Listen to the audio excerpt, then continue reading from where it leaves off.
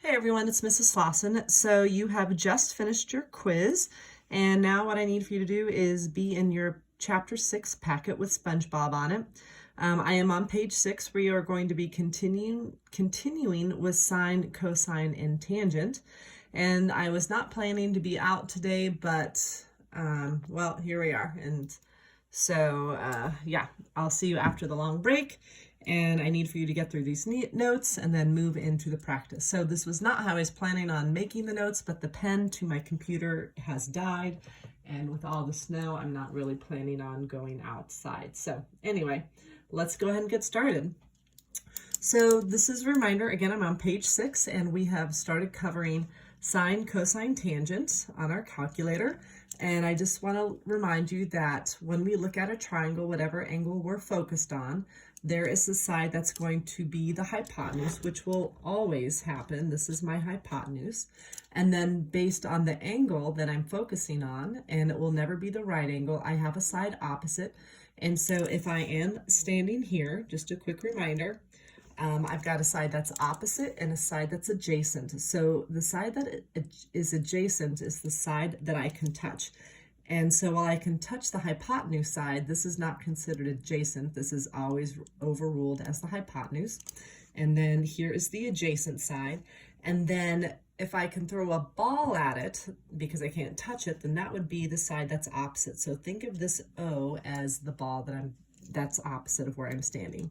So if I'm standing here, sorry, this is gonna happen. If I'm standing here, then this side is still the hypotenuse. This is the side that I can touch, so it's adjacent to me. And then I'd have to throw a ball at this side.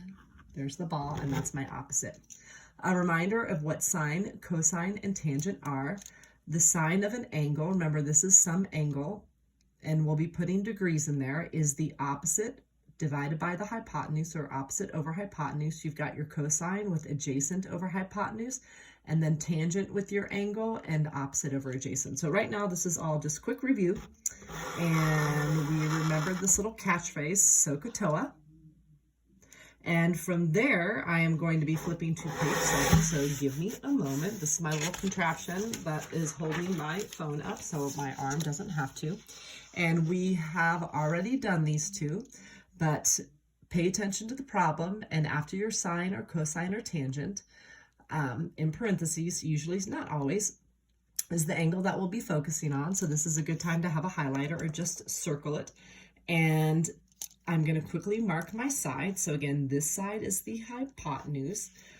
This side is the side that would be adjacent to me. So if I'm A, this is the side that's adjacent because I can touch it.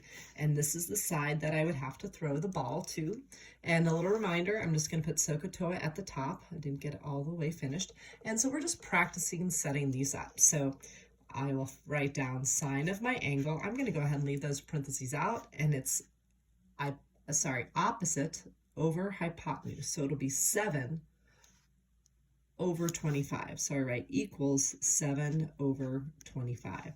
And then cosine, since this is my angle, I'll write cosine of B. Again, this is my hypotenuse. If this is me and I'm B, then this is the side I can touch, so it's adjacent, and then this is the side I would have to throw the ball to, so that's the opposite. There's the ball right there. And cosine is adjacent over hypotenuse, so I'm going to set equal, put my fraction, and I'll put adjacent 12 over hypotenuse 13. So let's practice a few more of these, and then I'm going to have you start a different practice. It's practice number 4, which you're going to get from the sub. So again, I'm working with very limited things here. So I know you can't see right now, and I will be adjusting this. You just got to be a little patient with me. Okay, so let's start with tangent. So SOHCAHTOA, here's the TOA, just to remember. So I'm going to write tangent of my angle A. I'm going to get my highlighter out and quickly highlight that so it draws my attention. And then this is the hypotenuse. This side is opposite. It's the one I'd have to throw the ball at, and this is the side I would be able to touch if I'm A. And now it's going to be opposite over adjacent. So opposite 10 over adjacent 5. Here's another sine one. So here's sine angle A. So I'm going to set this up. And again, I know there's a little bit of movement. I do apologize. It's going to go sine of my angle, which we're just calling A, and sine is so. So I'll do opposite. So based on A, this is the side that's opposite. This is my hypotenuse. This is my adjacent because I could touch it. So it's going to be opposite over hypotenuse. And then we're going to do the next two. So just real quick, I got to move some things off my desk so I have some room here. So bear with me. Sorry about that. And now moving right along. Sorry about that sound. So here goes my angle. Here's B. I'm going to highlight it. I'm going to go ahead and highlight this one, A.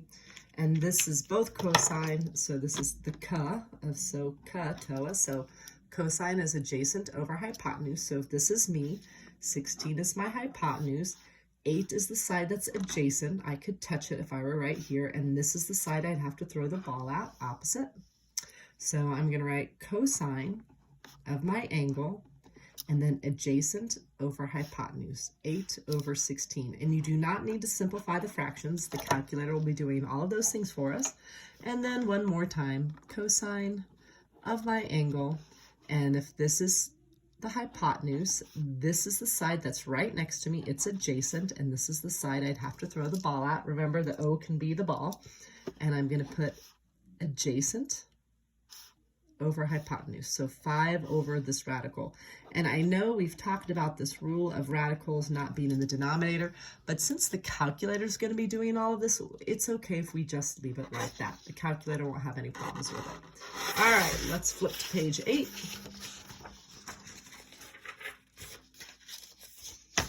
And I'm just going to remind you of that button pushing, and then I'm going to have you pause the video for a moment and get to your practice. So just let's make sure our calculators are set up. So remember, there is this button over here right next to second. It's mode. I do need for you to press this mode button and then scroll down. There is a row that says radian, and next to it is degree. If radian is highlighted like this, then you need to use your arrow keys, arrow right, hit enter, so that degree is now highlighted. If you don't do that, you aren't going to get any of the right answers. Okay?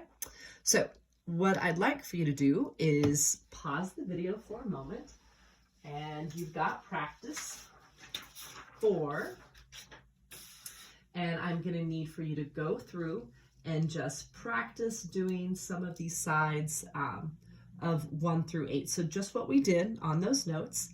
So if there's an angle, and I don't think this is the right practice. I think I actually have practice 3, so I'm going to get practice 4 up.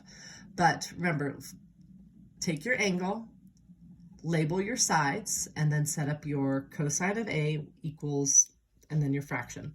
So I'm going to be stopping this video right now, and then there will be a second video picking up the second part of the notes.